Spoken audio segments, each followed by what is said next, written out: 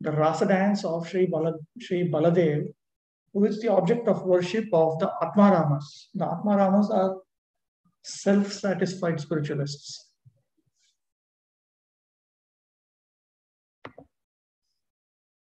Je Stri Sango Muni Gone Koren Nindon Tarao Ramer Rase Koren Stovam. Sages condemn the association of women, yet they glorify Lord Balaram's association with the cowherd girls in the rasa dance. Very interesting that in the last 4 verses, we have seen it says the sages, they glorified the prowess of Lord Balaram, and great sages praised Lord Balaram's heroic deeds. Based on this, Srila Vinanda Thakur has made this important statement. Bhaktisiddhanta Saraswati Thakur has given a very long purport to this. He has referred to more than 153 verses from Srimad Bhagavatam. So let's have a look. In the Srimad Bhagavatam, Sri Shukadeva Goswami condemns the association of women and those who are attached to women in the following statement to Parikshit Maharaj. O king, the lifetime of such an envious householder is passed at night either in sleep or in sex indulgence, and in the daytime either in making money or maintaining family members. Persons devoid of Atma Tattva do not inquire into the problems of life, being too attached to the fallible soldiers like the body, children, and wife. Although sufficiently experienced, they still do not see their inevitable destruction.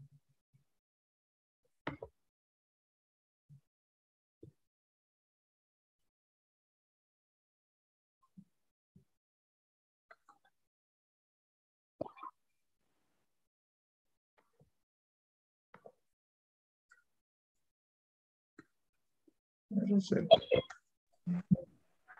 I'm not able to spot it in the commentary.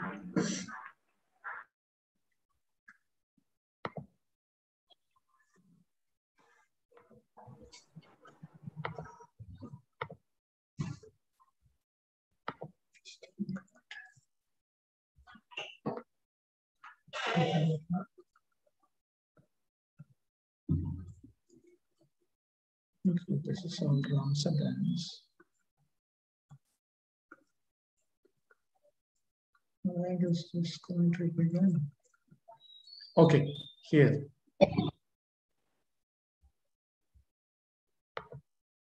Hey Rajan.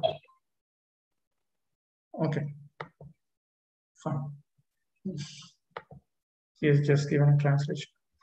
In the Srimad Bhagavatam, Lord Kapila Dev says to his mother Devahuti, if therefore the living entity again associates with the path of unrighteousness, influenced by, actually Vishnu Chakravarti Thakur has pointed out in his commentary to this verse that this is actually referring to the karmis, pious materialists, not the Vishayis. The Vishayis are sinful people. I mean, he does not say that it doesn't refer to Vishayis, but I'm simply noting that. If this is the case even with the karmis, then with the Vishayis it is even worse. Vishayis are people interested in immediate sense enjoyment. They are Anyavilashis or adharmic people. In the Srimad Bhagavatam, Lord Kapila Dev says to his mother Devahuti, if therefore the living entity again associates with the path of unrighteousness, influenced by sensually minded people engaged in the pursuit of sexual enjoyment and the gratification of the palate, he again goes to hell as before. He becomes devoid of truthfulness, cleanliness, mercy, gravity, spiritual intelligence, shyness, austerity, fame, forgiveness, control of the mind, control of the senses, fortune, and all such opportunities. One should not associate with a coarse fool who is bereft of the knowledge of self-realization and who is no more than a dancing dog in the hands of a woman. The infatuation and bondage which accrue to a man from attachment to any other object is not as complete as that resulting from attachment to a woman or to the fellowship of men who are fond of women. At the sight of his own daughter, Brahma was bewildered by her charms and shamelessly ran up to her in the form of a stag when she took the form of a hind. Amongst all kinds of living entities begotten by Brahma, namely men, demigods, and animals. None but the sage Narayana is immune to the attraction of Maya in the form of woman. Just try to understand the mighty strength of my Maya in the shape of woman, who by the mere movement of her eyebrows can keep even the greatest conquerors of the world under her grip. One who aspires to reach the culmination of yoga and has realized his self by rendering service unto me should never associate with an attractive woman, for such a woman is declared in the scripture to be the gateway to hell for the advancing devotee. The woman created by the Lord is the representation of Maya, and one who associates with such Maya by accepting services must certainly know that this is the way of death, just like a blind well covered with grass. A living entity who, as a result of attachment to a woman in his previous life, has been endowed with the form of a woman, foolishly looks upon Maya in the form of a man, her husband, as the bestower of wealth, progeny, house, and other material assets. A woman, therefore, should consider her husband, her house, and her children to be the arrangement of the external energy of the Lord for her death, just as the sweet singing of the hunter is death for the deer. So this section is primarily dealing with anyabhilashita, sinful activities. And Srila Sridhar Swami has commented on this particular verse, the verse that is indicated here regarding the attitude of a woman, that this is meant to be the attitude of a woman who is interested in liberation from material existence, not for other women. Okay, yes, this is also Narada Muni speaks words to Maharaj Prachina Barhi in the Srimad Bhagavata. Those who are interested only in a so-called beautiful life, namely remaining as a householder entangled by sons and a wife and searching after wealth, think that such things are life's ultimate goal. Such people simply wander in different types of bodies throughout this material existence without finding out the ultimate goal of life. Now, the Muni describes the story of Puranjana and Puranjani. Puranjani is the wife of Puranjana to Maharaj Prachina Barhi in the 4th canto of the Srimad Bhagavatam, from chapter 25, verse 10 to chapter 29, verse 51. Yet, he particularly points out the ill effects of associating with women and the benefits of pleasing Lord Hari in verse 28 of the 28th chapter.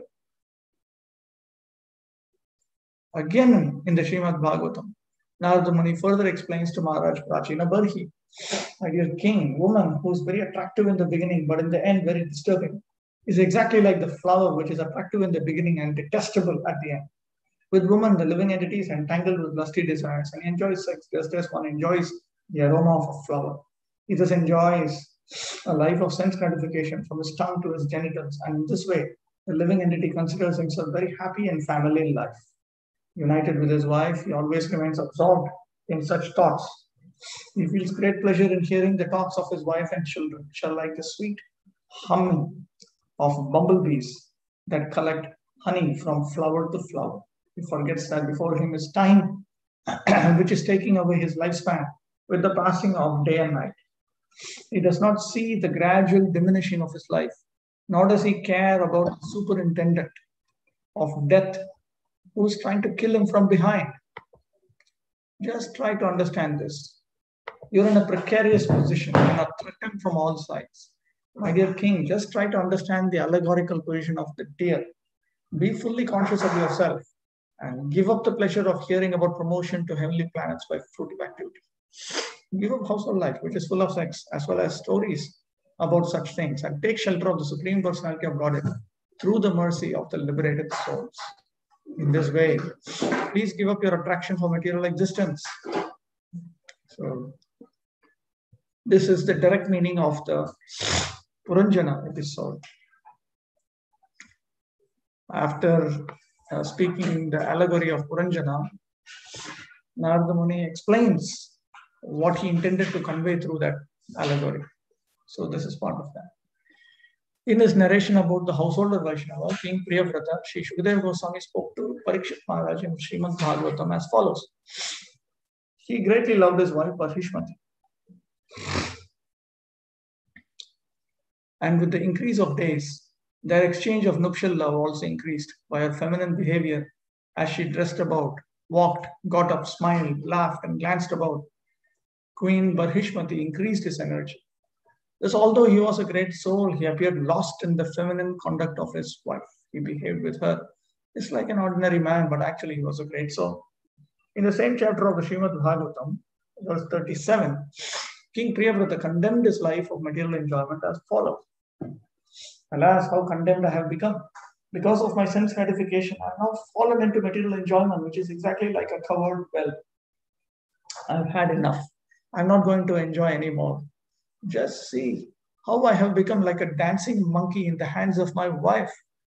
Because of this, I'm condemned. In Caitanya Charitamrita, there's a famous verse, Asatsangatyage Vaishnavacha, Stri Sangi ek asadhu Krishna Bhakta. The characteristic of a Vaishnava is to avoid the association of the asat. Asat means unholy. There are two types of unholy people. Stri Sangi ek asadhu Krishna Bhakta. These are Lord Chaitanya's own teachings, actually. So one type of unholy person is the one who is attached to woman. And the other is one who is not a devotee of Krishna. So Bhaktivinoda Thakur has commented on this in his Harinam Chintamani. He says that this means there are two types of unholy people. One is a non-devotee. So if one is a non-devotee, the other must be some type of a devotee. So, but what type of devotee is that? That is a devotee of Krishna who is under the control of his wife. Strayana. There's in other places, in Bhakti Aloka also, he mentions this. So he says that one should avoid the association of a man who's under the control of his wife, and one should a devotee man who's under the control of his wife, and all non-devotees. So it is a significant point that appears throughout Bhagavatam. Here itself we can see. In the Srimad Bhagavatam, Lord Rishabhadev speaks to his sons as follows. It is a verdict of all Shastras and great personalities that by serving a pure devotee, one attains the path of liberation. However, by associating with materialistic people who are attached to material enjoyment and women, one attains the path of darkness. Even though one may be very learned and wise, he is mad if he does not understand that the endeavor for sense gratification is a useless waste of time. Being forgetful of his own interest, he tries to be happy in the material world, centering his interests around his home, which is based on sexual intercourse and which brings him all kinds of material miseries. In this way, one is no better than a foolish animal. The attraction between male and female is the basic principle of material existence. On the basis of this misconception, which ties together the hearts of the male and female, one becomes attracted to his body, home, property, children, relatives, and wealth. In this way, one increases life's illusions and thinks in terms of I and mine. When the strong knot in the heart of a person implicated in material life due to the results of past action is slackened, one turns away from his attachment to home, wife, and children. In this way, one gives up the basic principle of illusion, I and mine, and becomes liberated. Thus one goes to the transcendental world.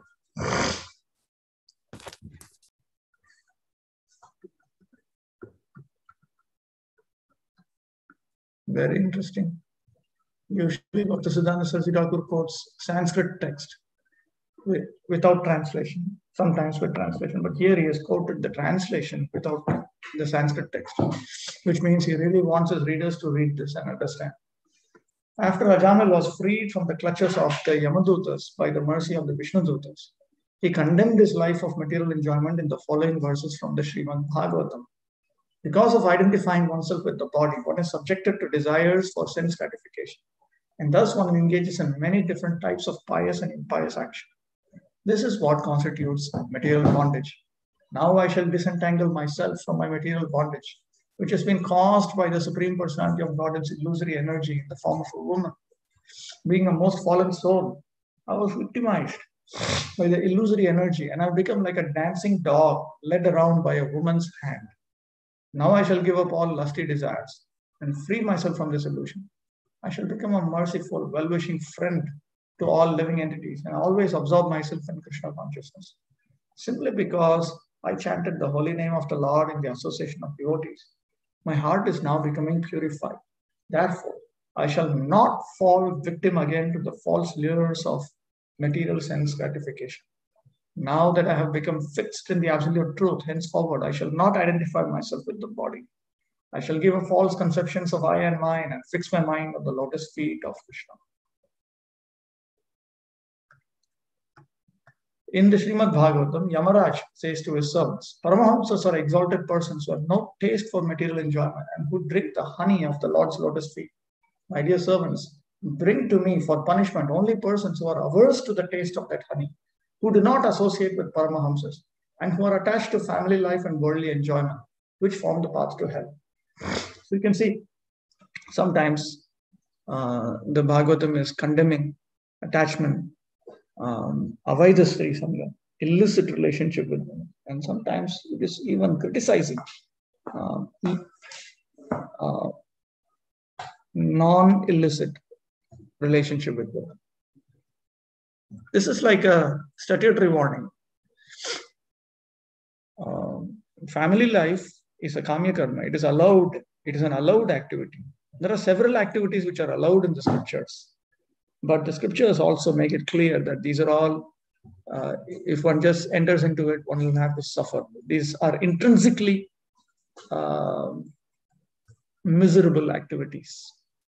Just like fire is intrinsically hot. Similarly, sinful activities will put you in tamoguna and will cause you to suffer the effects of tamoguna. Similarly, pious activities centered on family life, they will intrinsically bring you to the mode. They are intrinsically in the mode of passion. And certainly one will have to suffer the effects of passion. You cannot escape it. And therefore, Bhagavatam warns us. These are statutory warnings. It's like smoking cigarette is not a criminal activity in any part of the world. But nevertheless, they keep saying, it is bad for health, you may get cancer, you may die, and so on. Illicit relationship with the opposite sex is from the perspective of the cosmic governance of Lord Krishna. It is adharma, it's a criminal activity for which one will be punished. But if one engages in the activities of dharma and he doesn't progress, that also will lead to punishment. Just like when we are in school, if you don't promote yourself to the next higher level, then automatically you're considered to have failed. Similarly, if we don't progress from lower modes to higher modes, it is considered failure. That is why Yamaraj has instructed the Yamadutas in this manner.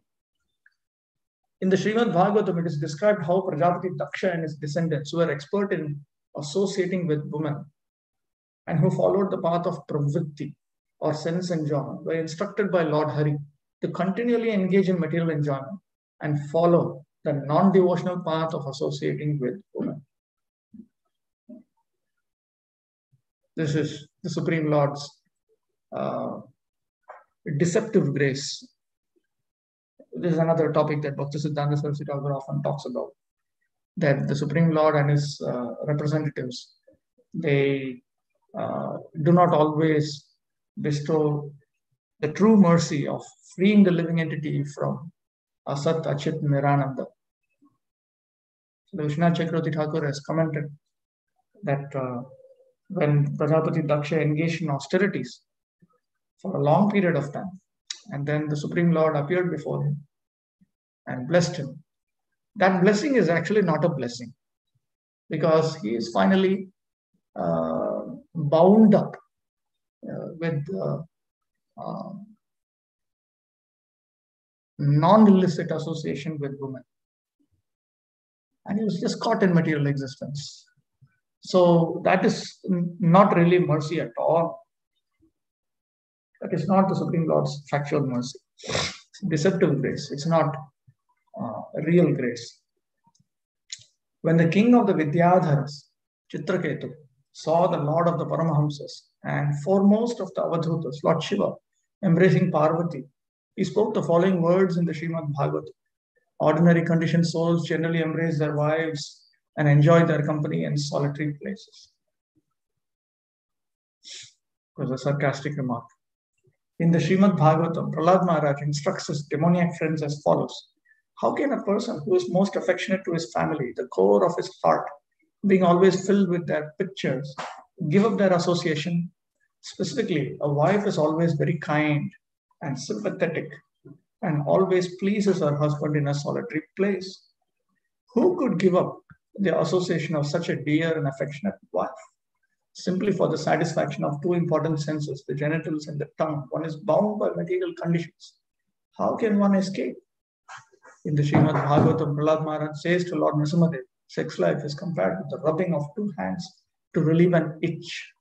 Grihamedi, so-called grihasthas who have no spiritual knowledge, think that this itching is the greatest platform of happiness, although actually it is a source of distress. The kripanas, the fools who are just the opposite of brahmanas, are not satisfied by repeated sensuous enjoyment. Those who are dhira, however, who are sober and who can tolerate this itching, are not subjected to the sufferings of fools and rascals.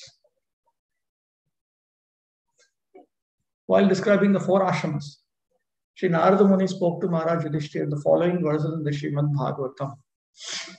This is why he is discussing the Grihastha ashrama. Yes, this whole section is only through translations.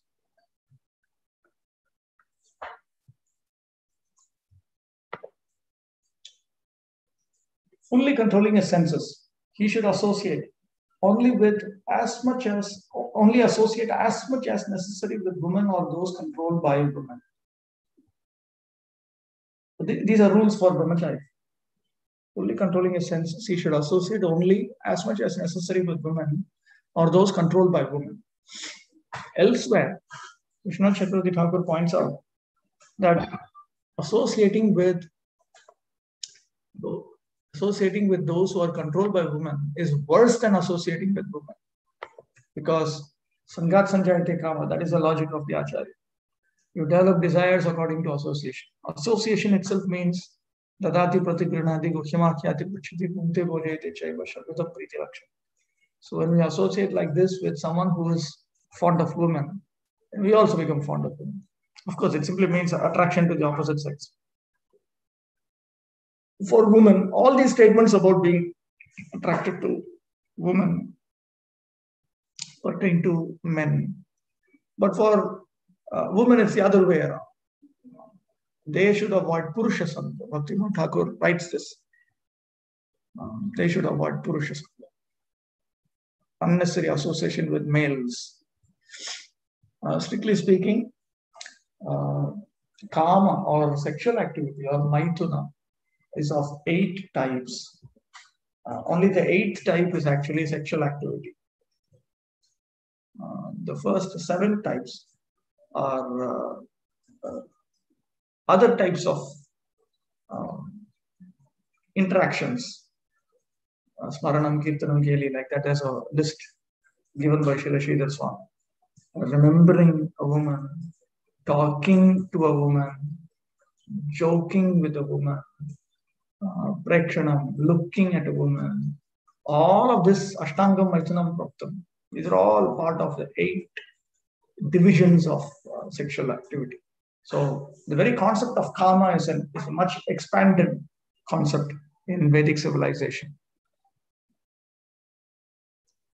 A brahmachari or one who has not accepted the grihastha ashrama, family life, must rigidly avoid talking with women or about women, for the senses are so powerful that they may agitate even the mind of a sannyasi, a member of the renounced order of life. These rules for brahmacharis are also applicable to separated vanaprasthas and the sannyasis.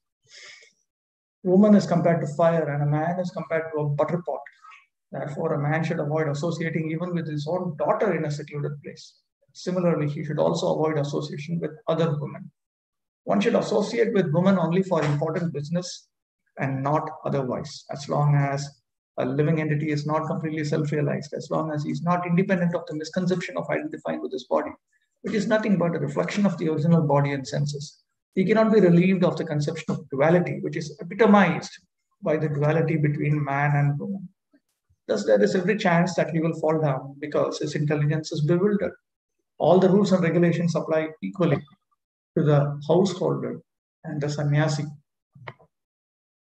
the member of the renounced order of life.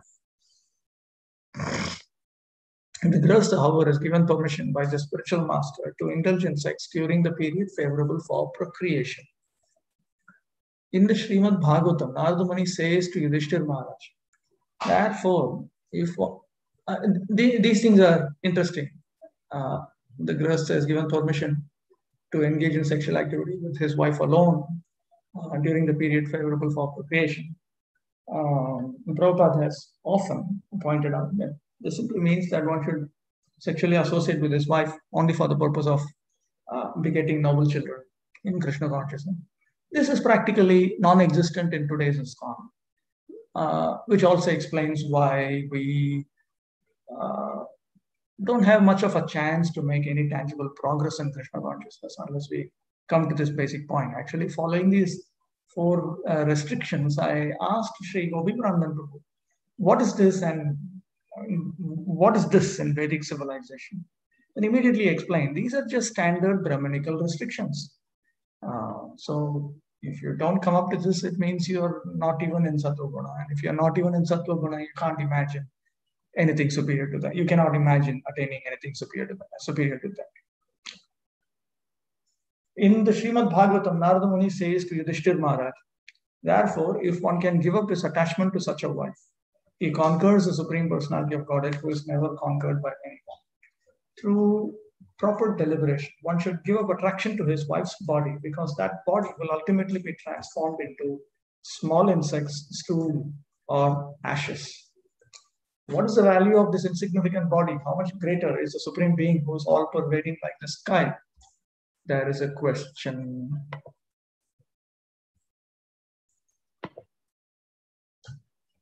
Yes, Prabhu.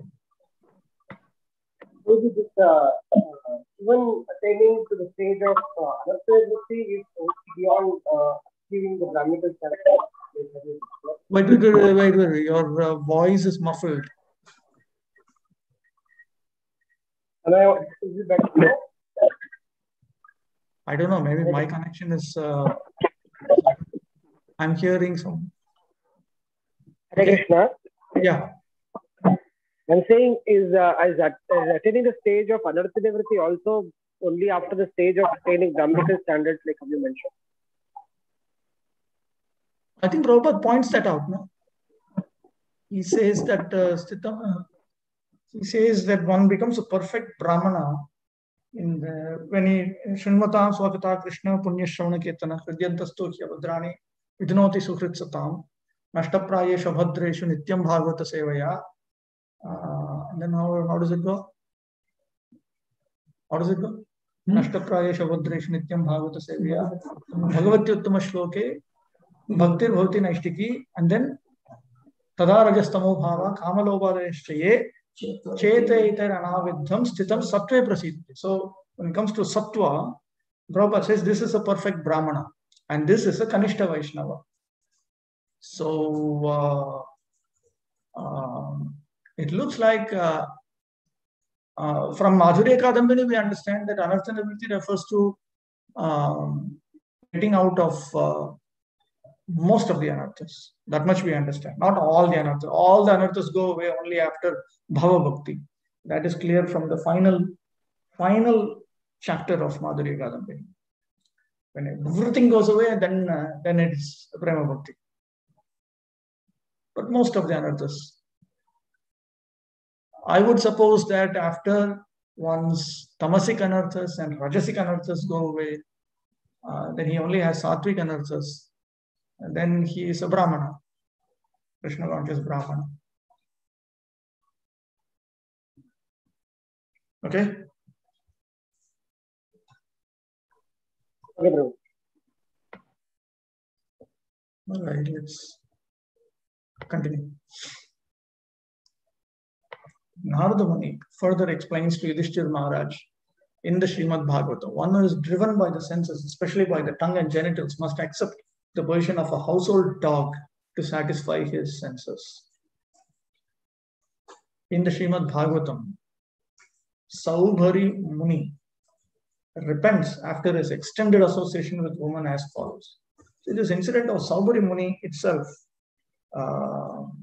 points out that when one commits an offense to the pure Vaishnava, then one becomes filled with lust, anger, greed, and so on.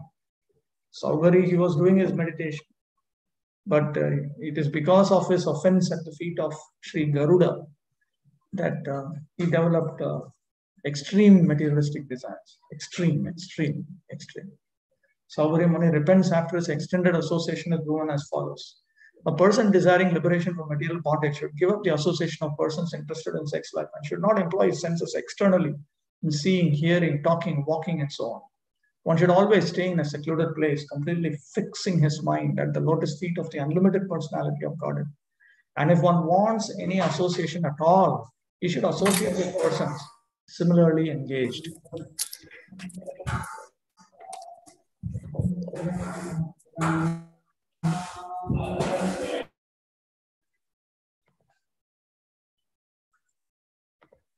While describing the characteristics of Lord Rama and Sita, Sri Shukadeva Goswami says to Parikshit Maharaj in the Srimad Bhagavata, the attraction between man and woman or male and female always exists everywhere, making everyone always fearful. Such feelings are present even among the controllers like Brahma and Lord Shiva, and is a cause of fear for them. What to speak of others who are attached to household life in this material world? Actually, this entire Ramayana, Ram Leela, is a very skillful presentation on the importance of surrendering to the Supreme Personality of Godhead and renouncing all kinds of material attachments. So you'll find a subtext of almost a sarcastic criticism of all kinds of materialistic activities. In fact, we will see after Sita Devi is kidnapped, Lord Ramachandra, he will display almost a state of bewilderment, delusion, insanity in the absence of Sita Devi. Shukadeva Goswami himself has remarked, Itham Stri Sanginam Gatim. This is to show the result of associating with a woman. This is what happens when you associate with a woman. You suffer. And Lord Ramachandra's lamentation goes on for several chapters in the Ramayana. I have done some preliminary calculation. It is not even complete, but it comes to almost 500 verses of description of this. Valmiki's Ramayana was greatly appreciated by the renunciants during his own time. It is actually a moksha shastra. It is meant to push us towards liberation. And Srila Jiva Goswami has also pointed out that just as Krishna gives an impetus for bhakti, Lord Ramachandra gives an impetus for moksha, liberation. It's noted that in Krishna Sundara. So there's a lot of, when we examine Lord Ram's pastimes, constantly you'll understand this. Miserable. So the basic idea is don't get into this. Get out of material existence. So it's therefore Sita Devi, Lord Ramachandra, they're all playing their roles to teach us that it's miserable. It is miserable. Get out of material existence. Focus on the Supreme Lord. Surrender unto Him fully and get out. In Sri Shukadeva Goswami's description of the topics of Urvashi and Pururava to Parikshit Maharaj, Urvashi speaks the following statement in the Srimad Bhagavatam. My dear king, you're a man, a hero. Don't be impatient and give up your life. Be sober and don't allow the senses to overcome you like foxes. Don't let the foxes eat you. In other words, you should not be controlled by your senses. Rather, you should know that the heart of a woman is like that of a fox. There is no use making friendship with women. Women as a class are merciless and cunning. They cannot tolerate even a slight offense. For their own pleasure, they can do anything irreligious. And therefore, they do not fear killing even a faithful husband or brother. Women are very easily seduced by men. Therefore, polluted women give up the friendship of a man who is their well-wisher and establish false friendship among fools. Indeed, they seek newer and newer friends, one after another. See also the 9th canto, 19th chapter, particularly verses 1 to 20 and 24 to 28, wherein Maharaj Yayati, speaking to Devayani, condemns the association of women with the story of a he-goat and she-goat. Yayati, he got married to Sharmishta and Devayani. This comes both in Mahabharata and in Bhagavatam. But in Bhagavatam, Shukadeva Goswami particularly reports on everything that is relevant to the development of Vairagya and Vidya. So therefore, we'll find, even while discussing about the history of Yayati, Shukadeva Goswami, he reports these statements of Yayati. And Yayati was speaking to Devayani when he was in a particularly enlightened state, about how unnecessarily he got stuck into Shoka, Moha, and Bhaya. He got stuck up with sorrow, delusion, and fear, all caused because of attraction to women. In the Srimad Bhagavatam, Sri Prabuddha, one of the 9 Yogendras, speaks the following words to Maharaj Nimi, the king of Videha. Accepting the roles of male and female in human society, the conditioned souls unite in sexual relationships. Thus, they constantly make material endeavors to eliminate their unhappiness and unlimitedly increase their pleasure. But one should see that they inevitably achieve exactly the opposite result. In other words, their happiness inevitably vanishes. And as soon as they grow older, their material discomfort increases. Wealth is a perpetual source of distress. It is most difficult to acquire, and it is virtual death for the soul. What satisfaction does one actually gain from his wealth? Similarly, how can one gain ultimate or permanent happiness from one's so-called home, children, relatives, and domestic animals, which are all maintained by one's hard-earned money? In the Srimad Bhagavatam, Sri Chamasa instructs King Nimi as follows. Religious sex life is also permitted, but only in marriage for begetting children and not for sensuous exploitation of the body. Unfortunately, however, the less intelligent materialists cannot understand that their duties in life should be performed purely on the spiritual platform. The conditioned souls become completely bound in affection to their own corpse-like material bodies and their relatives and paraphernalia. In such a proud and foolish condition, the conditioned souls envy other living entities as well as the Supreme Personality of Godhead, Hari, who resides in the heart of all beings, thus enviously offending others. The conditioned souls gradually fall down into hell. Lord Krishna's narration to Uddhava on the conversation between Maharaj Yadu and the self-realized mendicant who tells the story of a pigeon and his wife in the Srimad Bhagavatam may also be discussed in this regard. Anyway, check. It is entirely Bengali translations.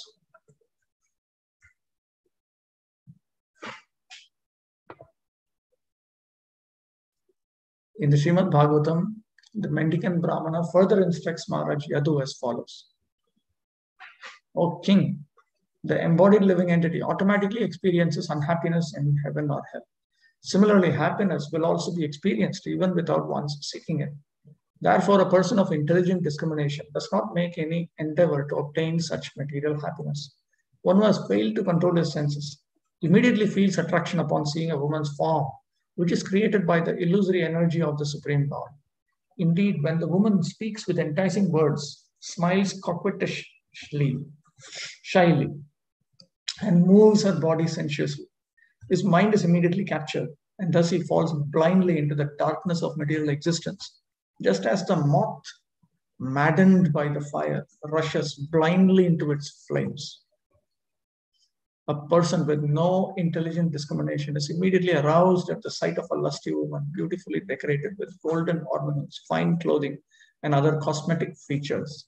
Being eager for sense gratification, such a fool loses all intelligence and is destroyed, just like the moth who rushes into the blazing fire. A saintly person should never touch a young girl. In fact, he should not even let his foot touch a wooden doll in the shape of a woman. Darur Prakriti Hare Munerapi Man. Even a woman in the shape of a doll, it can steal away the mind of a great sage. This is Lord Chaitanya Mahaprabhu. By bodily contact with a woman, he will surely be captured by illusion, just as the elephant is captured by the she-elephant due to his desire to touch her body.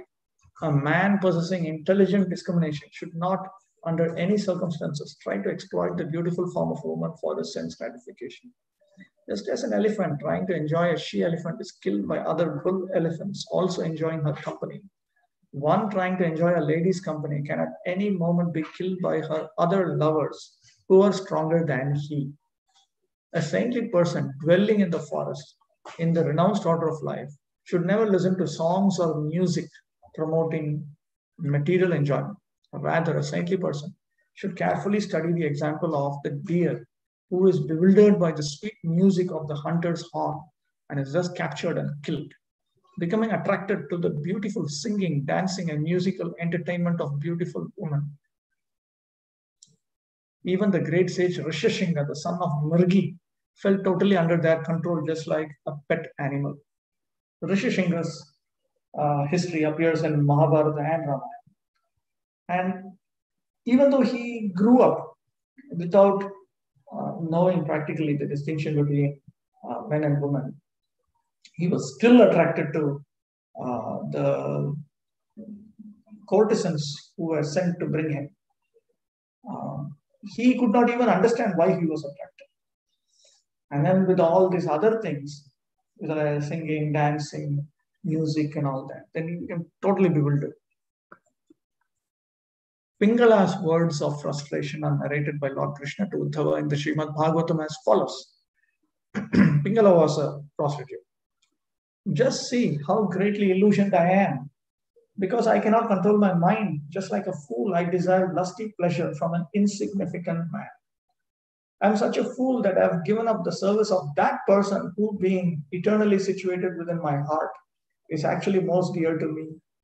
That most dear one is the Lord of the universe, who is the bestower of real love and happiness and the source of all prosperity. Although he is in my own heart, I have completely neglected him.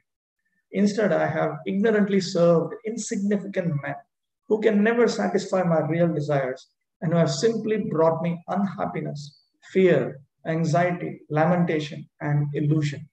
Oh, how I have uselessly tortured my own soul. I have sold my body to lusty, greedy men who are themselves objects of pity, thus practicing the most abominable profession of a prostitute. I hoped to get money and sex pleasure. This material body is like a house in which I, the soul, am living.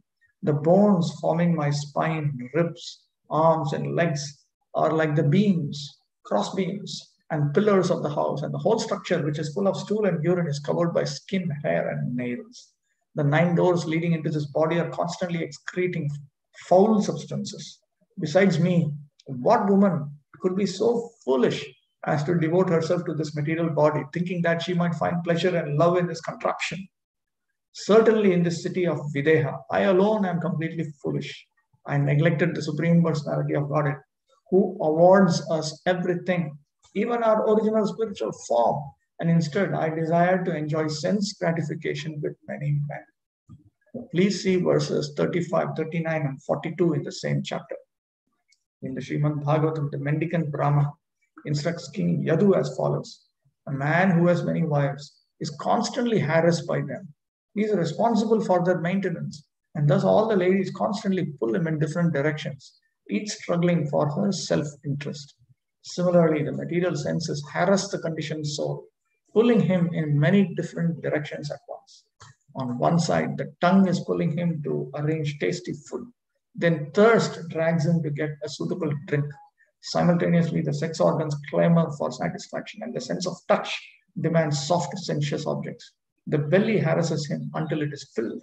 The ears demand to hear pleasing sounds. The sense of smell hankers for pleasant aromas, and the fickle eyes clamor for pleasing sights. Thus, the senses, organs, and limbs, all desiring satisfaction, pull the living entity in many directions. Lord Krishna instructs Uddhava in the Srimad Bhagavatam as follows. One should see one's real self-interest in life in all circumstances. One should therefore remain detached from wife, children, home, land, relatives, friends, wealth, and so on. Accompanied by heavenly woman, the enjoyer of the fruits of sacrifice goes on pleasure rides in a wonderful airplane, which is decorated with circles of tinkling bells and which flies wherever he desires. Being relaxed, comfortable, and happy in the heavenly pleasure gardens, he does not consider that he is exhausting the fruits of his piety and will soon fall down to the mortal world.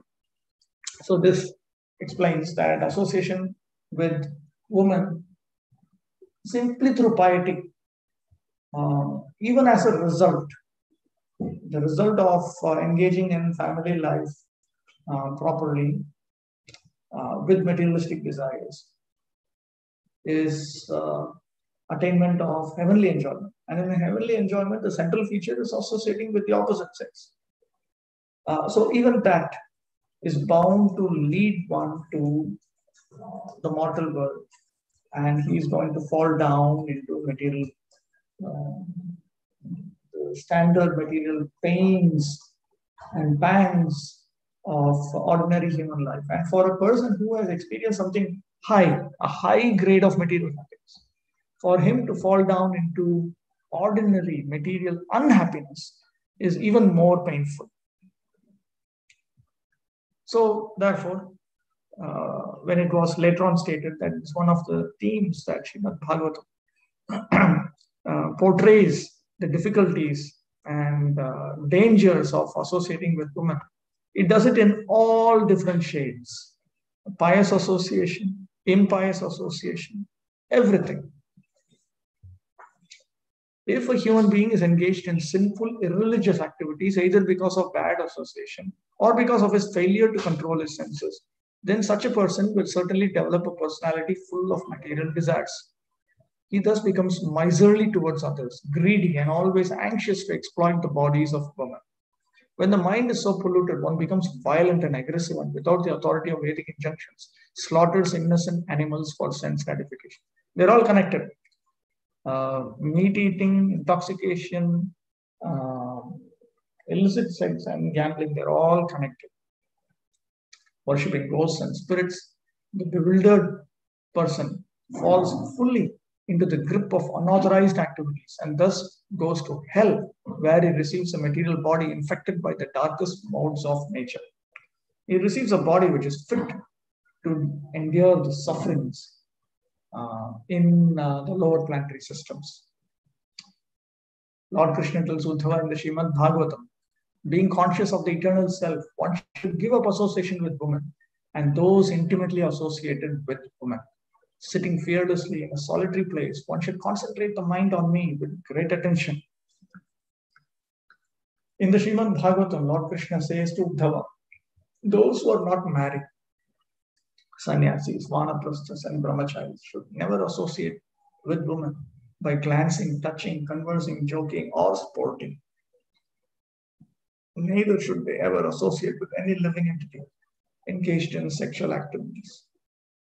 But a householder whose mind is attached to his home and who is thus disturbed by ardent desires to enjoy his money and children, who is lusty after women, who is possessed of a miserly mentality, and who unintelligently thinks everything is mine and that I'm everything, is certainly bound in illusion. Lord Krishna gives the following instructions to Uddhava in the Srimad Bhagavata. By refraining from a particular sinful or materialistic activity, one becomes freed from its bondage.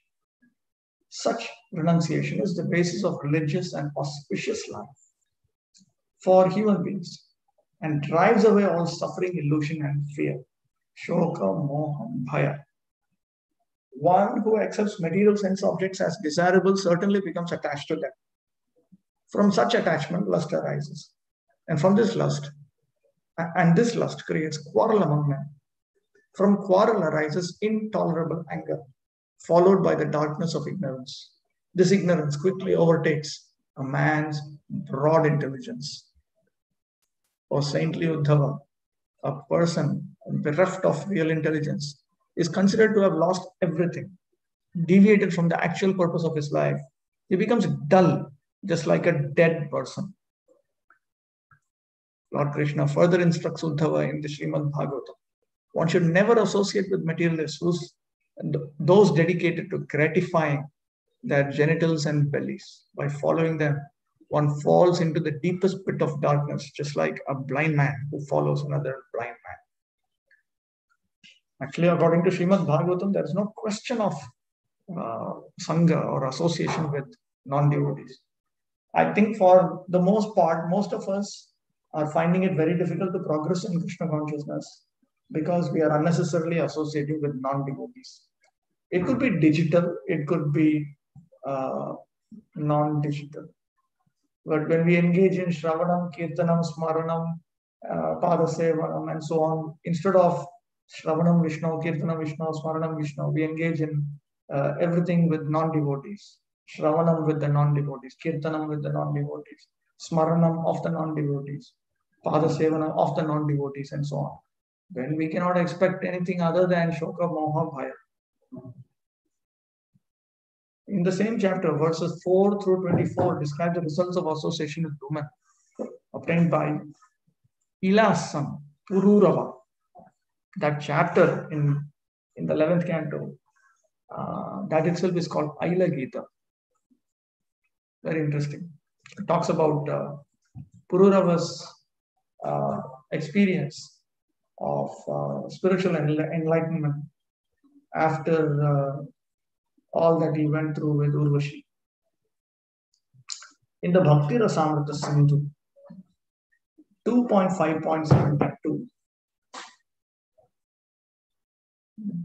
the following verse is found.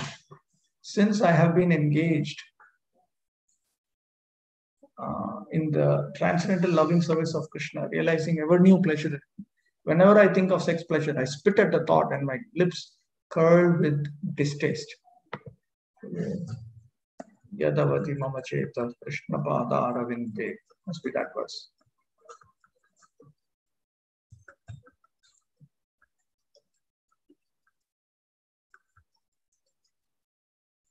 Yes.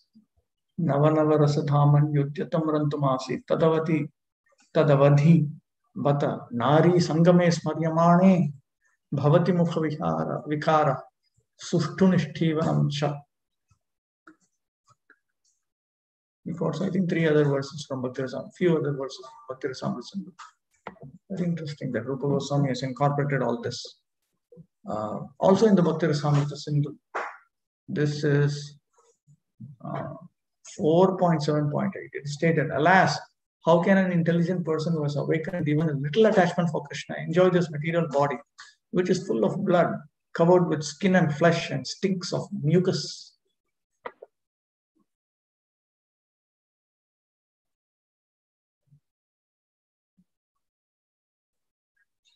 Yes, here.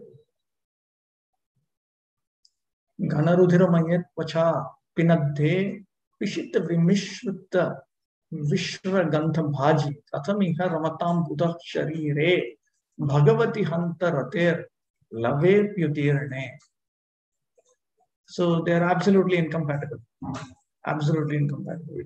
The more we go towards Krishna consciousness, the less we will be interested in this form of sense enjoyment, any form of sense enjoyment. But this is the grossest form of sense enjoyment. And in the eighth wave, it is said, alas, I am enthusiastically engaged in relishing varieties of enjoyment in this gross body, which is composed of mucus, semen, and blood and covered by skin.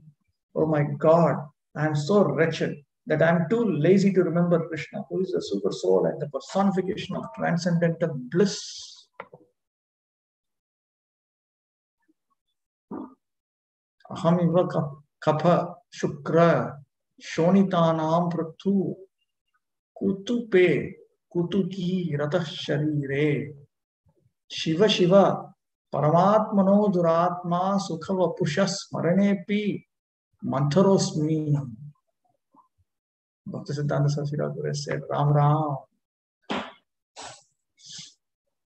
when will I give up affection for this gross body, which is full of flesh, blood, and pus, and again, expertly engage with love in the service of fanning with Chamara, the Supreme Lord Hari, who is beyond the reach of argument and who sits on a golden throne. Hitvasmin Pishito Panadhar Rudhir Klinne Mudam Vigrahe Prityutsi Manah Kadaham Asakrib Dustarkacharyaaspadam Asinam Puratasano Pari Param Brahmam Buddhashyamalam Sevishye Chalacharuchamaram Marut Sanchara Chapuryata. Oh, there's all exquisite poetry actually. It's very difficult to even compose something of this nature. And Bhakti Siddhanta Saraswati Thakur has stated that in Bhakti Rasamrita Sindhu, Srila Rupa Goswami has integrated Sambandha, Abhidaya, and Prayojana, all three. A devotee of Lord Vishnu, he intensely loathes seeing a Padmini woman endowed with all good qualities. Considering her bad association, can travel anywhere, dancing and remembering the lotus feet of the Lord. Smaran Prabhupadam Bhojam Natati Vaishnava Yastu Drishtya Padmini Nam Api Sushtu Hriniyate. So that is a Vaishnava. As soon as a remembrance of associating with women awakens in my mind, my lips curl with disgust. My mind is not satisfied. Jiva Goswami has pointed out, satisfied in this particular verse of Bhakti Rasamrita Sindhu refers to what we refer to as being bored, alam buddhi, with the activities meant to attain impersonal samadhi, like hearing and remembering. And I have no interest for attaining the mystic perfections because, oh Lord, my mind is extremely attached to the worship of your lotus feet.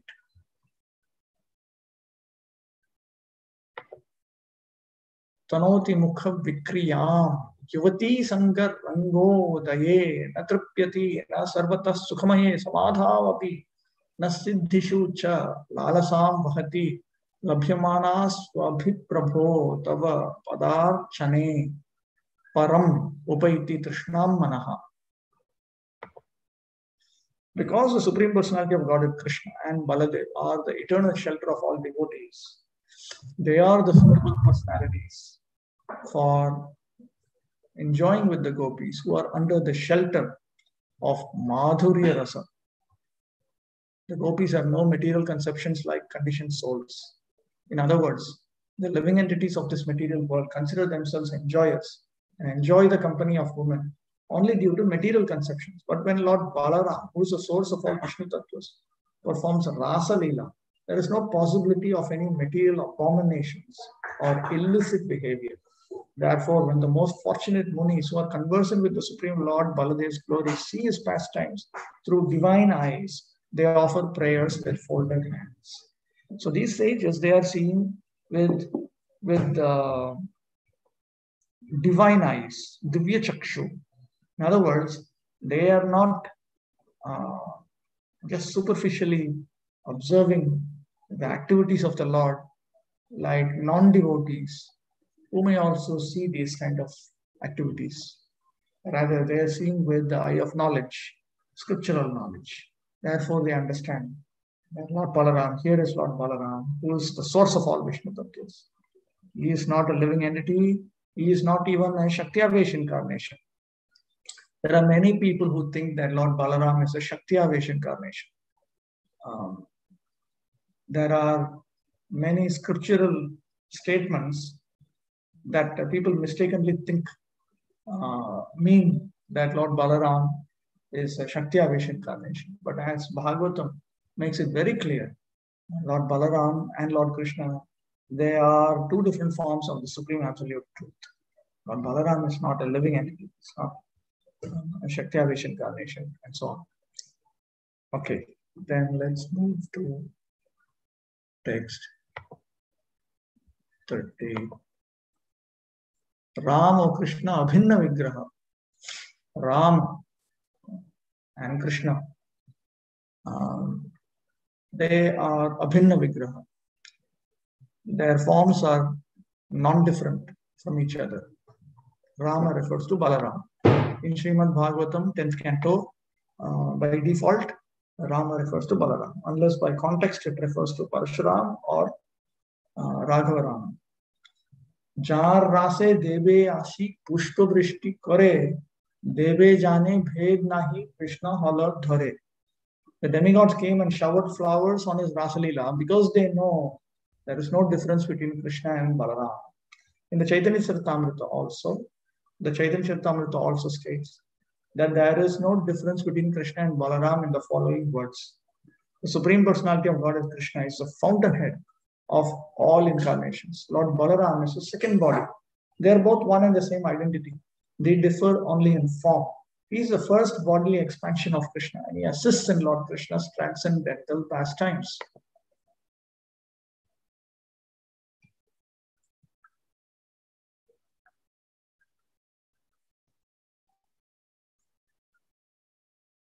Sarva Avatari Krishna Swayam Bhagavan Tahar Dvitiya Deh Shri Balaram. Ekai Sarup Dohe Bhinnamatra Kai Adya Kai Vyuha Krishna Lilar Sahai.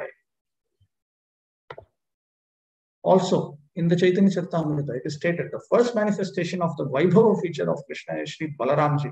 Sri Balaram and Krishna have different bodily colors, but otherwise Sri Balaram is equal to Krishna in all respects. Vaibhav Prakash Krishna Sri Balaram Varnamatra Bhed Sab Krishna Saman. Lord Krishna glorifies Balaram, who is not different from himself in the Srimad Bhagavatam. You have embraced the young cowherd woman between your two arms, a favor hankered after by the goddess of fortune herself. Gopyon Tarena Bhujayo Rapiyats Prihashri. Okay, then text 31. Ram Charitra Bede Gupta Thakileo Purane Bhakta.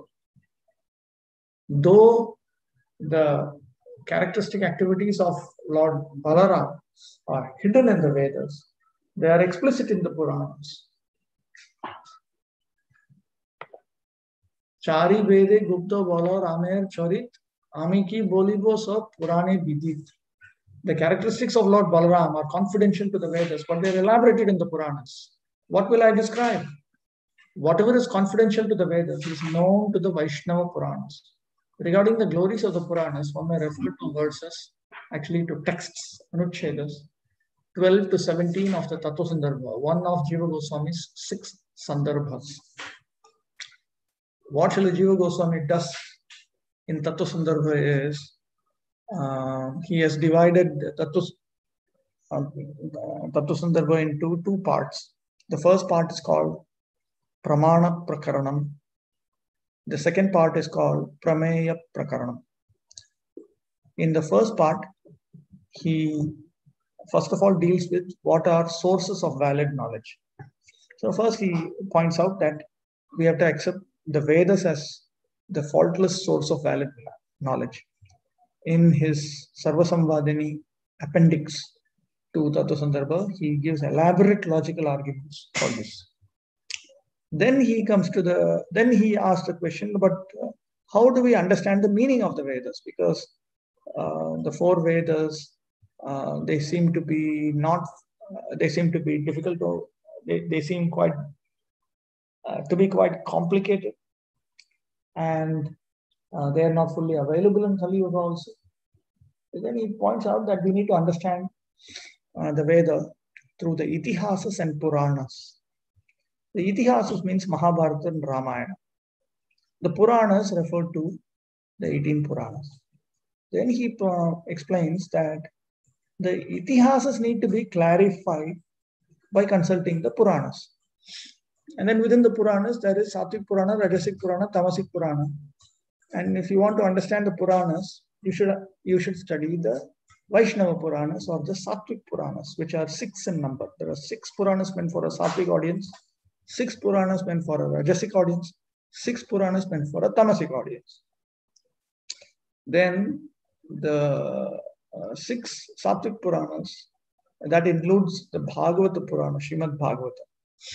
That is the highest. That clarifies the teachings of the other Sattvic Puranas. And it is a spotless Purana. So the teachings of the Vedas are quite explicitly presented in the Puranas. One of the major contributions of Sri Madhvacharya is his demonstration that if you want to understand the Vedic scriptures, you should go through Vyasadev's writings. He provides sufficient quotations from Vyasadev's writings in various ways to help us understand this. The Gaudiya Vaishnavas, we go one step further.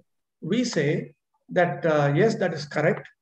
But in order to understand the teachings of Vyasadev himself, we need to take shelter of Srimad Bhagavatam. That's why we call ourselves Madhva Gaudiyas. We are Madhvas, yes, we accept Madhva's authority. But we go one step further. We are the Gaudiya sub-branch within the Madhva branch itself.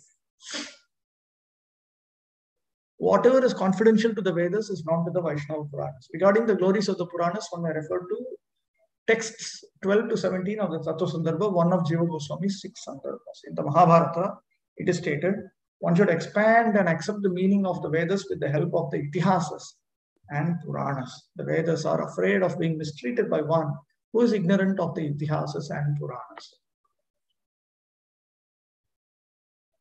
Itihasa Puranabhyam Vedam Sam Upabrimhayet Vedarthad Adhikam Manye Puranartham Varaname Veda Pratishita Sarve Puranenatra Samshayaha Puranam Anyatha Kritva Tiryagyonim Avapnuyat Sudantopi Sushantopi Nagatim Kvachit Apnuyat. That will come here. The Naradiya Purana says, "Oh, beautiful one, I consider the message of the Puranas to be more important than that of the Vedas. All that is established in the Vedas is also in the Puranas without doubt. If a person rejects the Puranas, even if he is controlled in senses and mind, he will take birth as an animal. He can never attain the goal of life." This is very interesting one.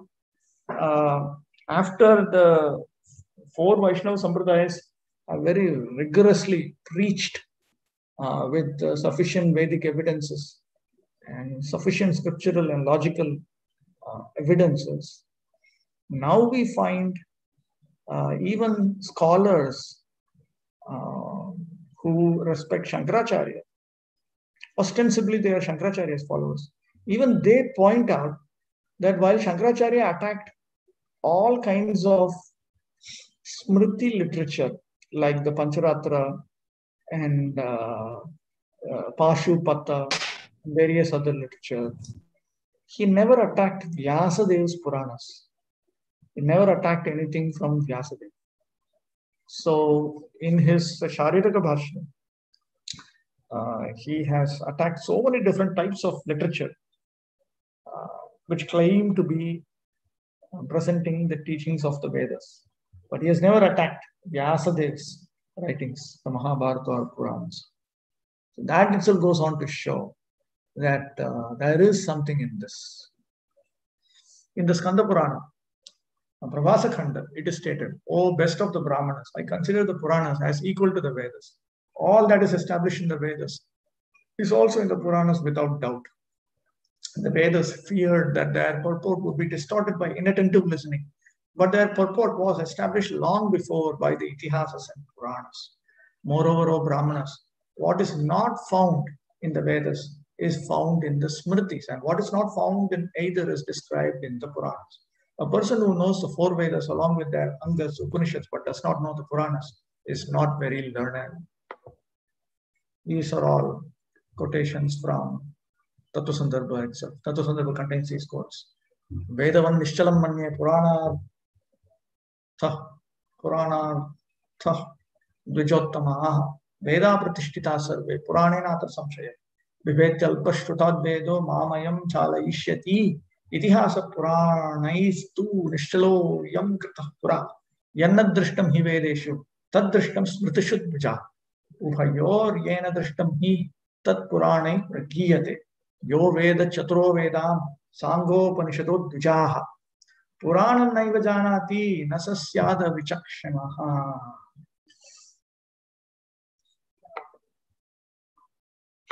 So this is actually a very, very important point. In that very section of Tattva Sandarbha, Srila Jiva Goswami very strongly presents evidence that the Itihasas and Puranas constitute the fifth Veda. There is a famous statement in the Upanishads, Asya Mahato Bhutasya Nishvasitam. All these Vedic literatures have been breathed out by the Supreme Being. And it gives a list, Rig Veda, Yajur Veda, Atharva, Angirasa, and then it clearly says, Itihasa, Purana, all of these have come out.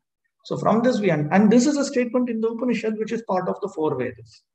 So from this itself we understand that the Itihasas and Puranas are necessarily the fifth type of Veda because within the four Vedas itself it is stated in this manner. So Itihasas and Puranas are Vedic in nature. Apart from that, during Vedic sacrifices, there is a time when the Itihasas and Puranas are meant to be recited. Now, if they were to be non-Vedic, then that function would make the entire sacrifice non-Vedic and it would not produce the promised result that is destined to be achieved by the Yajamana. So from the prescriptions which are found in the Vedic scriptures itself, we understand that this very arrangement indicates that the Itihasas and Puranas are fully Vedic. Srila Jiva Goswami says that when you come across a statement that says that one should supplement one's Vedic learning with the study of the Itihasas and Puranas, it is like saying that if you have a bracelet, that bracelet needs to be let us say it is broken and you need to repair it, you need to refit it. Then you need to refit it with the same material. Or when you say that I have 5 fingers, the 5th finger has the same nature as the other 4. Otherwise, why would it be called the 5th? If the 5th finger is made out of plastic and the remaining are real human, then we would not call it the 5th finger at all. It is just some pseudo false finger. So this is important. So the teachings of the Vedas are made explicit in Vyasadev's Puranas. There are 18 Mahapuranas. There are 18 Upapuranas also. But ultimately, Srimad Bhagavatam should be accepted as the highest deciding authority. Some scriptures are clarified by some other scriptures. They are referred to as Nirnayaka and Nirnaya. Scriptures which are meant to be clarified, scriptures which do provide that clarification. This is a relational expression. This is acknowledged by the Vaishnavas. Even by Vallabhacharya. Vallabhacharya, he has a book called Tatvartha Deepa Nibandha. And there he states, right in the first chapter itself, he begins while discussing about Pramanas. At that point itself, he says that the Vedas the Upanishads have to be clarified by consulting Bhagavad Gita. The Bhagavad Gita should be clarified by consulting the Vedanta Sutra. The Vedanta Sutra should be clarified by consulting the Srimad Bhagavata.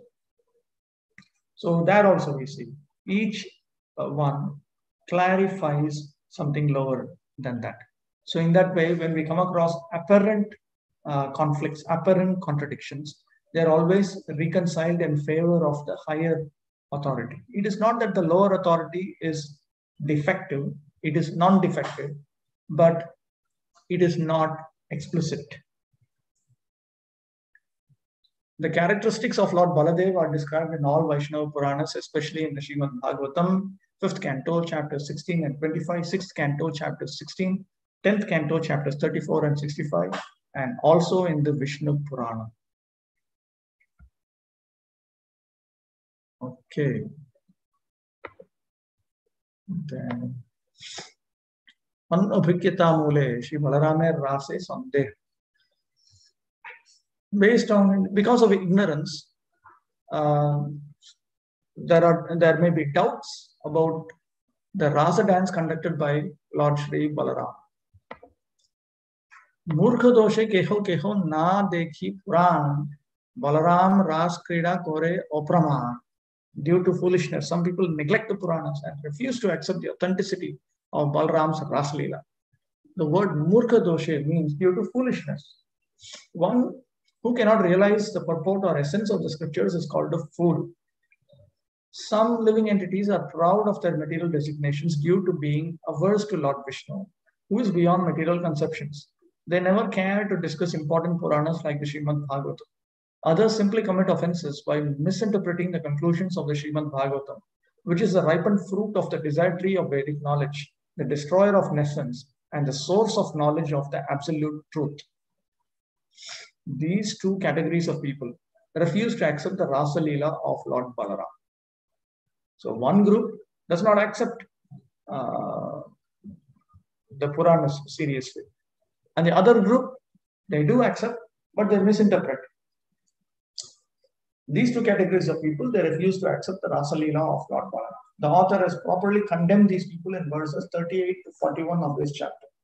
Those who attempt to establish that Lord Balaram is not the supreme enjoyer, without understanding that he is the supreme shelter, the personality of Godhead, are polluted with the effect of foolishness.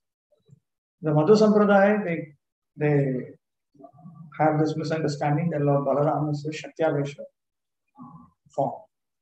I think that some of the Ramanuja followers may be having this misconception also. That is why Mukhiyanti at Surayaha, the Supreme Lord can only be understood when he blesses them.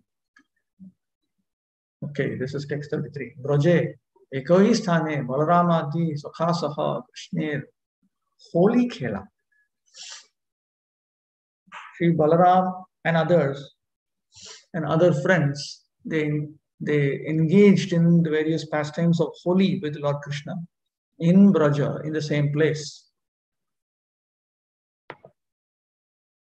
Ek thain dui bhai gopika samaje korelen rasa krida vrindavanam majhe.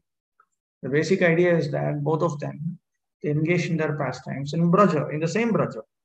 Of course, different places within Braja, but within the same Braja. It's not that Balaram did Rasa Leela somewhere else. The two brothers, Krishna and Balaram, both performed Rasa Krida pastimes in the company of the gopis at the same place in Vrindavan. The word Rasa Krida in this verse refers to the holy festival, as explained by Srila Jiva Goswami in his Lagutoshani commentary on Srimad Bhagavatam. And then we come across some verses. Tathahi Balaram O Sakhagan Saha Braja Gopi Ganer Madhye Krishnir Holy Khela. So Balaram, friends, Sakhas, cowherd boyfriends, as well as the Braja Gopis, they engaged in the sport of Holi. Kadachid Dath Govindo Ramashadbhuta Vikramaha Vichahratur Vane Ratyam Madhya Go Vrajayoshitam. Once Lord Govinda and Lord Rama, the performers of wonderful feats, were playing fully in the forest at night with the young girls of Vraja.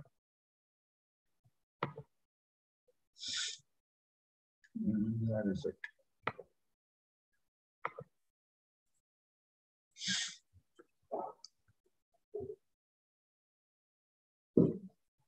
Okay, Bhaktisiddhanta Saraswati Thakur has given some information here. Does this appear?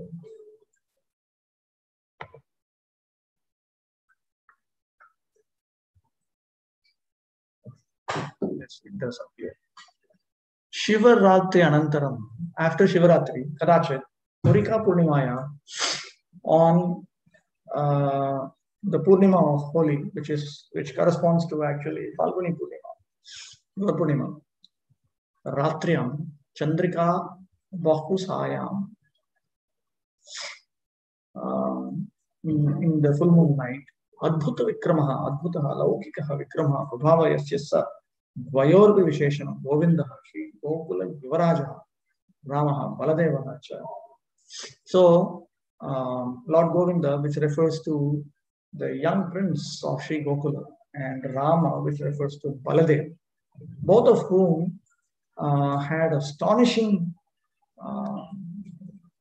prowess, extraordinary prowess. Sakhayascha, Sakhayascha, as well as their friends.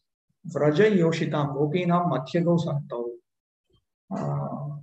In the midst of the ladies of women, which refers to the gopis, Vane, Vrajasannihite, in Vraja, near Vraja, Vijahartuhu, Viharam Kritavanto, they engaged in various sports. After Shri Shukadeva Goswami narrated to Parikshit Maharaj the Shiva Chaturdashi pastime of Krishna's liberating Nanda Maharaj from the clutches of the snake, who was actually the Vidyadhara named Sudarshan, he described Krishna and Balram's holy festival with the gopis on the full moon evening. Beginning with the above verse, the author now quotes 4 verses from the Srimad Bhagavatam describing this pastime. The word Atha in this verse indicates after Shivaratri. The word Kadachit refers to the night of Holy Purnima. The word Rama means he who makes Krishna enjoy. It is therefore understood that since Krishna and Balaram had sported together since their births, they enjoyed mutual feelings of friendship. The mood of friendship between Krishna and Balaram was particularly prominent in Vraja, while in Dwaraka, Balaram acted more in the role of an elder brother. A very interesting observation. In this verse, the word Cha is used with the desire to establish that Balaram's mood of being the elder brother is secondary. Ramascha Adbhuta Vikrama. All right. Okay. Balaram, Govinda and Rama, both of them enjoyed in this pastime. This mood is found in the observance of the holy festival described in the Bhavishya Purana Uttarakhanda and in central India. The word Vane refers to the subforests of Vrindavan. This is the understanding from Srila Jiva Goswami's Laghu Toshani.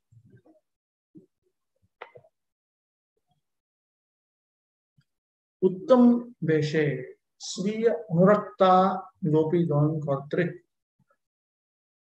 Shri Krishna Chandra or Shri Balaramir Manohar Gunagam.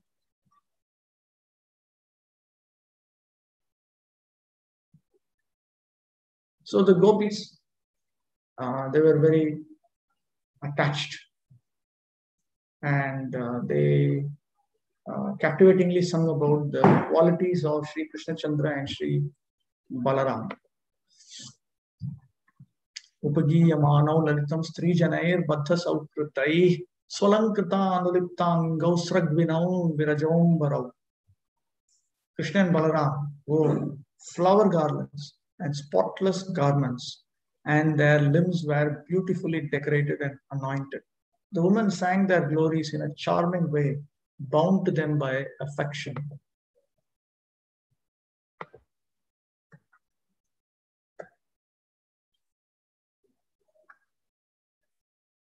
Swalankrita anuliptango. Sushtu alankritani chandanena anuliptani cha angani yayohotau. So Lord Govinda and Balaram, their bodies were smeared with chandan, sandalwood paste, and they were also very beautifully decorated. Sragvinau, Vanamaladharo, it's a typing mistake. They were wearing forest garments. Rajombaro, Virajasi, Nirmale, Ambare, Vasasi, Yayohtav. They also wore spotless garments, clean garments. Baddha Sauhridaihi, Baddham Sauhridam, Prema Yaihi Taihi, Sriratnaihi, Stri Lalama Bhutaihi.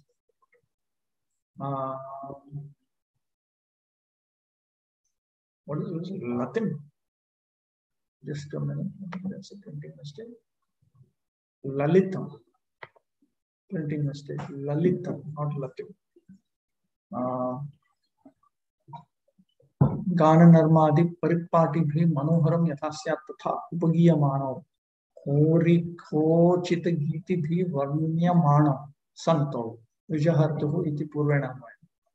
So they were engaging in various sports, and they were glorified. They were described with various songs appropriate to the holy festival. And the gopis, the jewel amongst women, refers to the gopis, the best of women. And they glorified Lord Govinda and Balaram in very charming manner, with songs, with jokes, and so on, with all of this. According to Srila Jiva Goswami's Lagutoshini, Lord Balaram had his own group of gopi friends.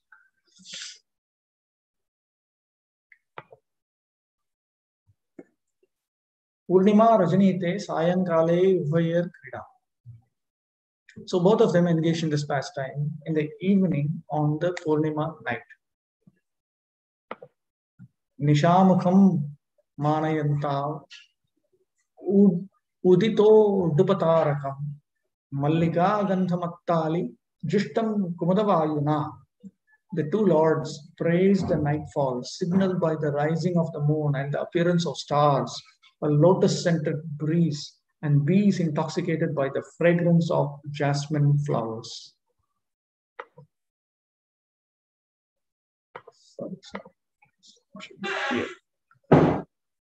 Udito Dupatarakam.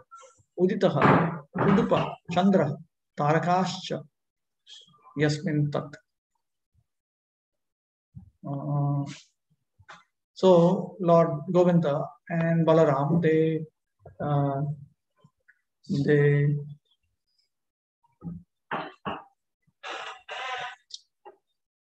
honored that particular time, and that time is described here. At that time, the moon had risen, and the stars also had risen. Mallika Gandhamattali and Mallika Gandhena Mattaha Alayaha, typing mistake, Yasmin Tat. And at that time, the bees were intoxicated by the fragrance of the Mallika flowers. Kumadavayana, Kumadagandhi Yuktena Vayana Jushtaha Sevittaha. Another typing mistake. And at that time, the breeze was filled with the fragrance of the lotuses. Nishamukham, another typing mistake. Nisha Pravesha Samayam. This was just at the beginning of night. Manayanto, Satkurvanto. So Lord Krishna and Lord Balaram, they were glorifying this particular time. Vijahartuhu iti prathamena anvayana. In that way, they were engaged in various sports.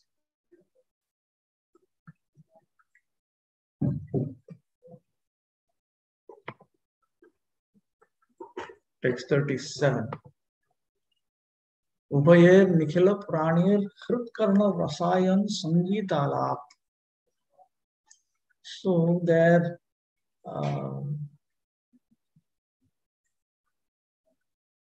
songs, they are tonic for the hearts and the ears of all living creatures. You always remember that everything Krishna does is all beneficial. He is the greatest Mukta, enjoyer. He is the greatest Ishvara, the controller. He is the greatest Sukhrit, well-wisher. So everything Krishna does is all beneficial. Like here, he appears to be just engaged in some private entertainment. No, it is actually for everyone's benefit that he's doing.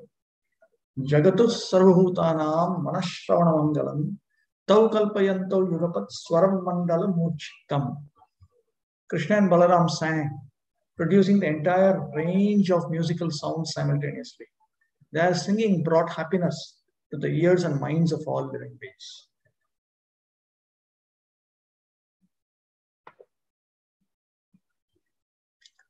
Tau Ramakrishna Swaram Mandala Murchitam Swaramandalasya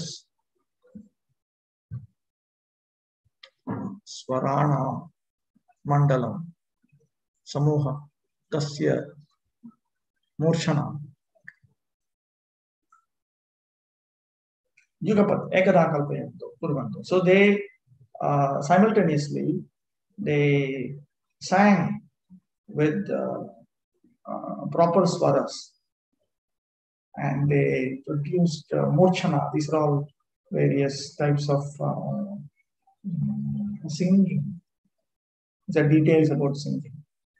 Sarvabhutanam sarvaprananam shotrinam ityartha manashravanam mangalam manasaha shravanasya shrotrasya cha mangalam sukham yathavati thajagatu gayata.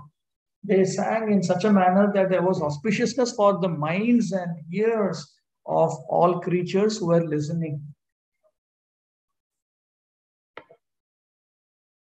In his Lagudoshani, Srila Jiva Goswami quotes the following description of Murchana from the Sangita Sar.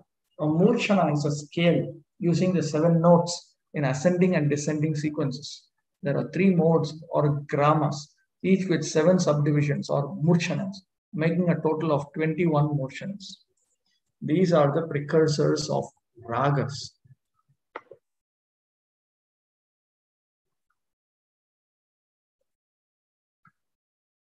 Kramat Swaranam Saptanam Arohaha Cha Avarohanam Murchane Tyuchate Gramat Traye Ta Ekavimshatihi.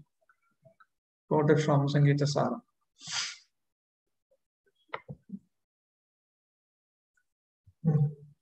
In the Srimad Bhagavatam, King Chitraketu prays to Lord Sankarsana as follows: O Lord, O supreme unintelligent persons who thirst for sense enjoyment and who worship various demigods are no better than animals in the human form of life. Because of their animalistic propensities, they fail to worship your lordship and instead they worship the insignificant demigods who are but small spots of your glory. With the destruction of the entire universe, including the demigods, the benedictions received from the demigods also vanish, just like the nobility when a king is no longer in power. If a king, and then later that king himself loses his position, then obviously the next king, if he doesn't like this noble, he is going to denoble.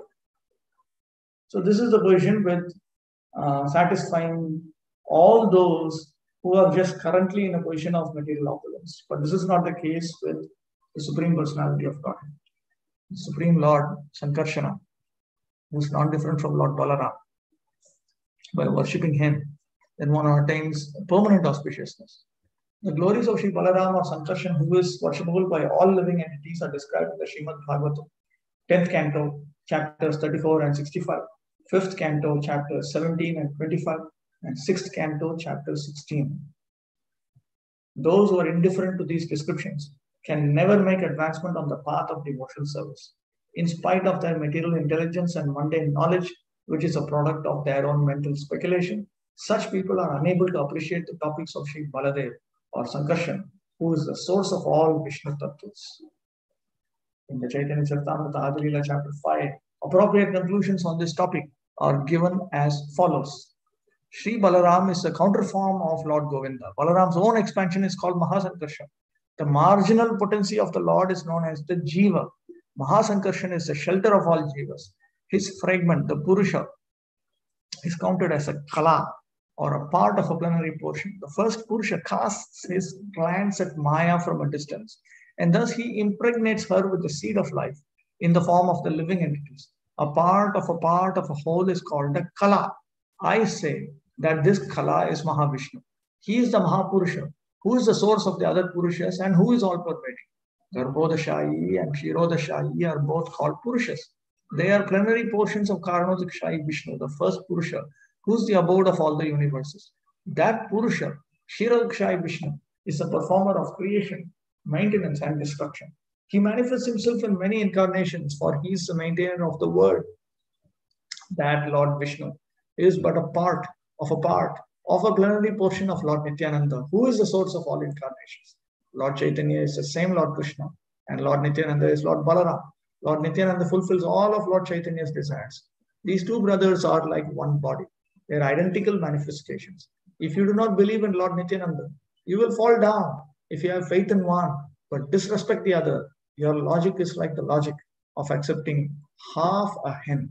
It would be better to be an atheist by slighting both brothers than a hypocrite by believing in one and slighting the other.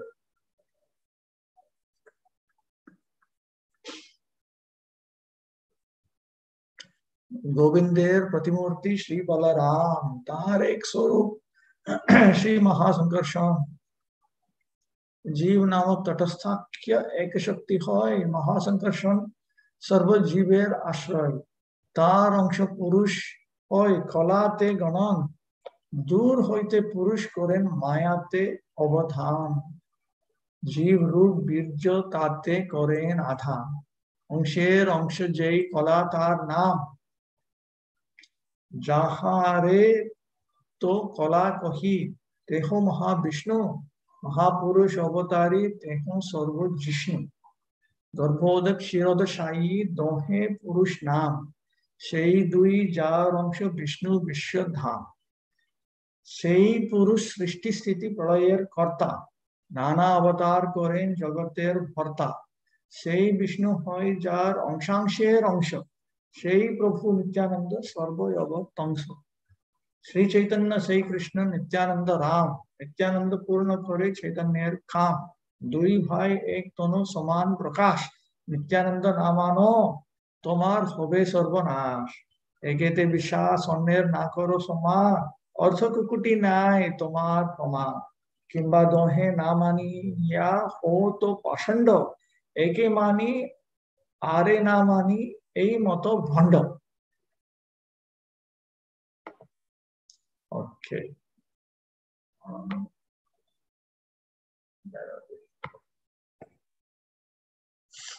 Okay, one more verse.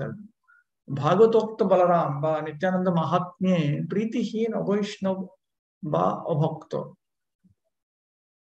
The Avaishnavas or non-devotees, they have no affection or they have no satisfaction or happiness in hearing the glories of Balaram or Nityananda.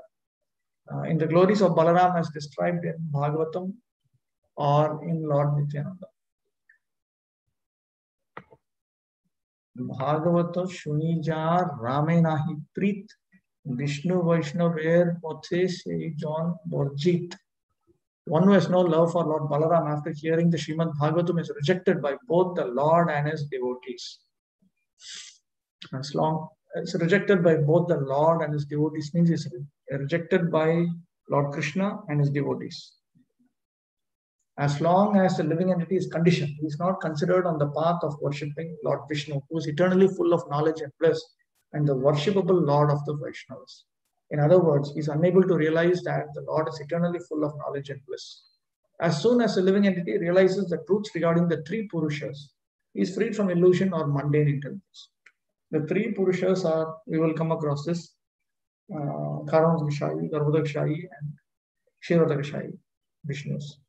In other words, this realization awakens transcendental intelligence in the heart of the living entity and helps him advance on the path of worshipping Lord Vishnu, who is eternally full of knowledge and bliss, and the worshipable Lord of the Vaishnavas.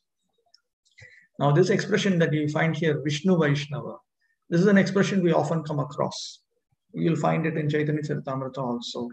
And it's an expression that Bhaktisiddhanta Saraswati Thakur often used. We should always be absorbed in Vishnu Vaishnava Seva, very commonly found. It is stated in the Satput Tantras. The first Purusha, Mahavishnu, is the creator of the total material energy, Mahat. The second is Garbhodakashayi, who is situated within each universe. And the third is Kshirodakashayi, who lives in the heart of every living. He who knows these three becomes liberated from the clutches of Maya. Adyam tu mahatasrashtri, dvitiyam tvanda samstitam, tritiyam sarvabhutastam, tanim gyatva vimuchyate. Okay, I'll stop with this. Definitely we are going ahead of schedule. It's still okay. I didn't expect. Just as Krishna exhibits 64 qualities, Vishnu exhibits 60 qualities. Is there any mention of how many qualities Balaram exhibits? I do not know. I have not come across that kind of specific statement, and I don't like to speculate. So, but some things we notice. Leela Premna Priyadhikyam Madhuryam Venurupayo. Krishna's form is enchanting. His pastimes are also enchanting.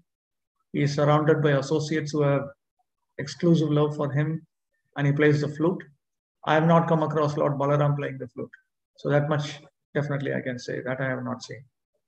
Not come across. That doesn't mean it is not there, but just I don't know. If any of you have bona fide evidence that he does play the flute, please do let me know. Let us know.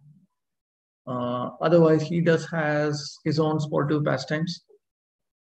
He is surrounded by his very nature is to give mercy to those who are rejected by Krishna. So you will find, for instance, there is something called Balaram Sahasranam, 1,000 names of Lord Balaram. And they were recited by the great villain Duryodhana in Garga Samhita. So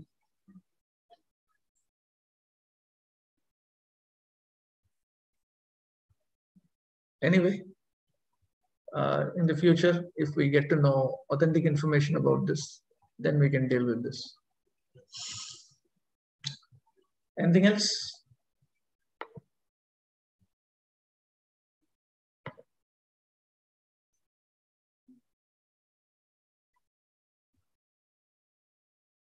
If there's nothing else, then we'll stop. Patitanam Pavanebhyo Vaishnavebhyo Namo Namaha. And we'll continue tomorrow. Hare Krishna.